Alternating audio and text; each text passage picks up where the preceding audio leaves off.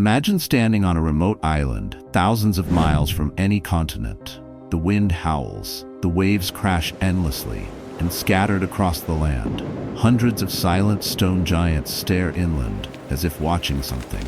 They call this place Rapa Nui, but to many, it's known as the Island of the Dead.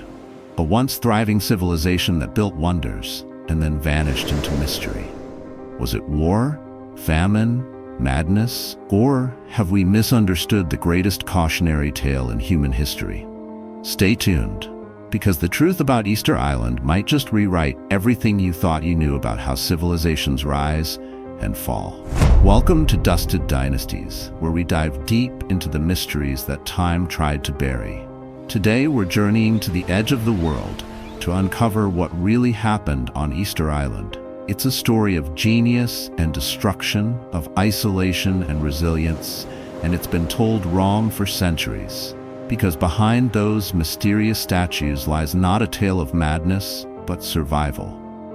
So grab your compass, because we're sailing into the lost world of Rapa Nui, the Island of the Dead. It's around the year 1200. Polynesian explorers, guided only by the stars, sail into the unknown. Thousands of miles of open ocean. These were the greatest navigators on Earth, using constellations, currents, and the flight paths of birds to find new lands. And one night, under a sky bursting with stars, they saw it. A tiny island, no bigger than a city, floating in the endless Pacific. Rapa Nui. To them, it was paradise. Forests of tall palms, fertile soil, and plenty of fish. Here they built a society like no other. Families formed tribes, each tied to ancestral chiefs. They built stone platforms called ahu and began carving massive statues, the Moai. These weren't idols or gods, they were ancestors, protectors. Each one was a guardian of the living, watching over the tribe with eternal stone eyes. And over the centuries, the Moai grew taller, heavier, grander. Some stood over 30 feet high, weighing more than a truck. But the bigger the Moai, the greater the power of the clan, and soon an unspoken competition began. The island became a massive outdoor workshop. Generations of carvers chiseled the volcanic rock at Ranoaraku Quarry, giving birth to hundreds of Moai. But moving them, that was the real magic. No wheels, no beasts of burden, just rope, wood, and human willpower. Some scientists believe they walked the statues, rocking them side to side in a rhythmic dance. Others say they dragged them on sleds or rollers. Whatever the method, the feat was monumental. Easter Island was no primitive backwater. It was an engineering marvel, born of faith, unity, and artistry. But ambition can be a double-edged sword. As clans competed to outdo each other, the island's resources were pushed to the limit.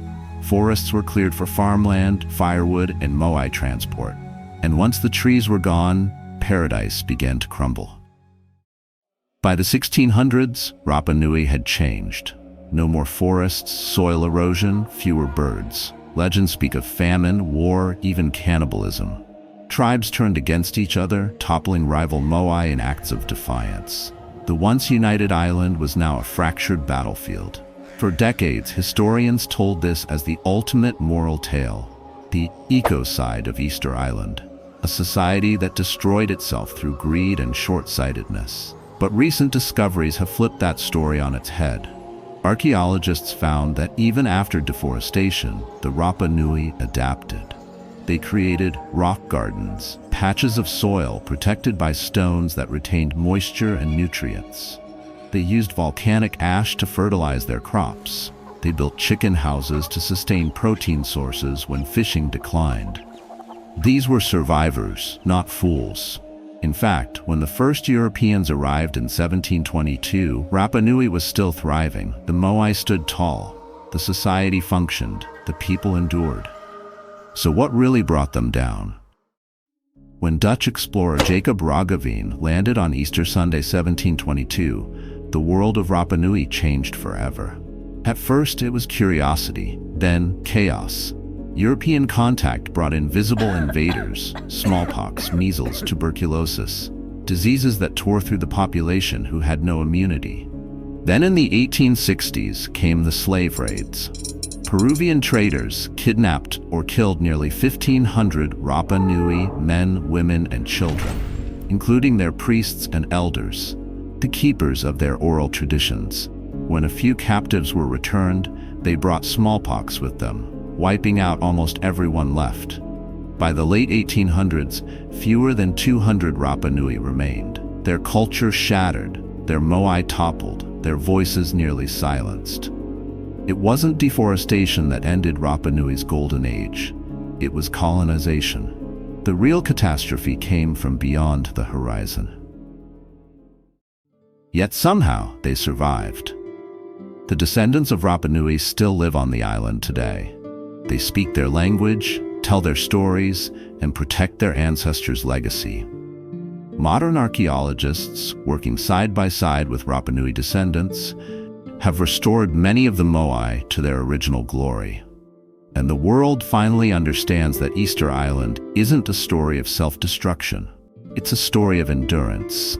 Because even after centuries of loss, the people of Rapa Nui refused to vanish. Their culture still beats like a heart carved in stone.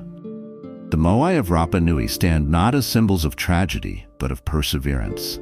They remind us that even in isolation, humanity creates, builds, and remembers.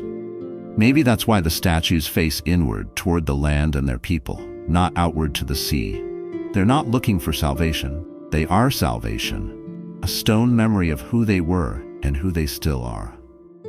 So what do you think? Was Rapa Nui a warning for humanity's future or a misunderstood legend? Let me know your thoughts in the comments.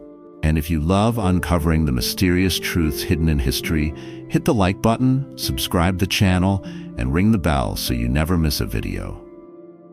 Because history isn't just about the past, it's about the secrets it still whispers to us from the island of the dead.